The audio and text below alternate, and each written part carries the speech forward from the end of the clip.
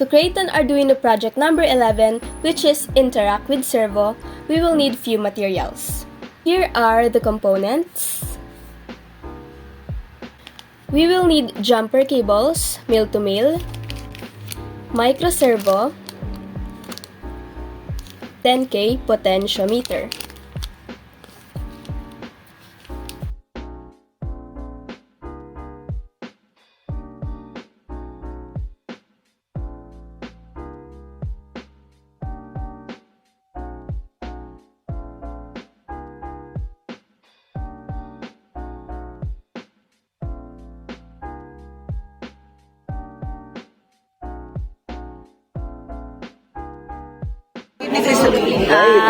Yan.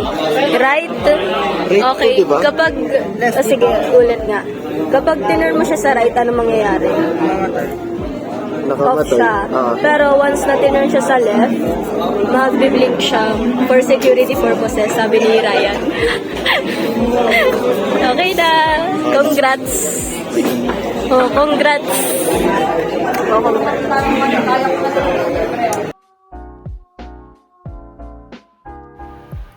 The provided Arduino code controls a servo motor's position based on the input from a potentiometer.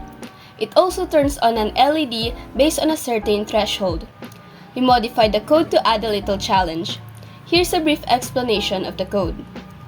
It begins by including the servo library and creating a servo object named myServo to control a servo motor. The code defines some variables. Pot pin is an integer that specifies the analog pin connected to the potentiometer.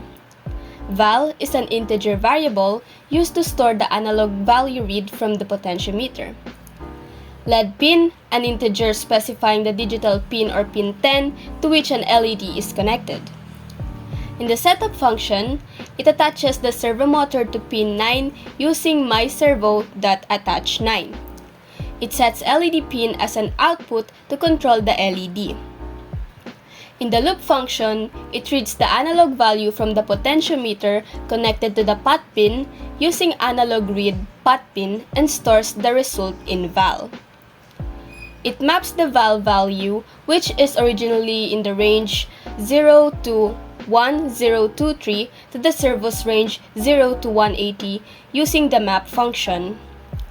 This is done to set the servo's position according to the potentiometer reading. It sets the servo's position using myServo.WriteVal based on the scaled val. It introduces a delay of 15 milliseconds to allow the servo to reach the desired position smoothly. It checks if val is greater than 90. If it is, it turns on the LED by setting LED pin to high. If val is below 90, it turns off the LED by setting LED pin to low. It introduces another 15 millisecond delay. The code continuously reads the potentiometer's position and uses it to control the servo motor's position and an LED. When the potentiometer is turned, the servo moves and the LED is turned on when the potentiometer reading exceeds a threshold, 90 in this case, and turned off when it falls below the threshold.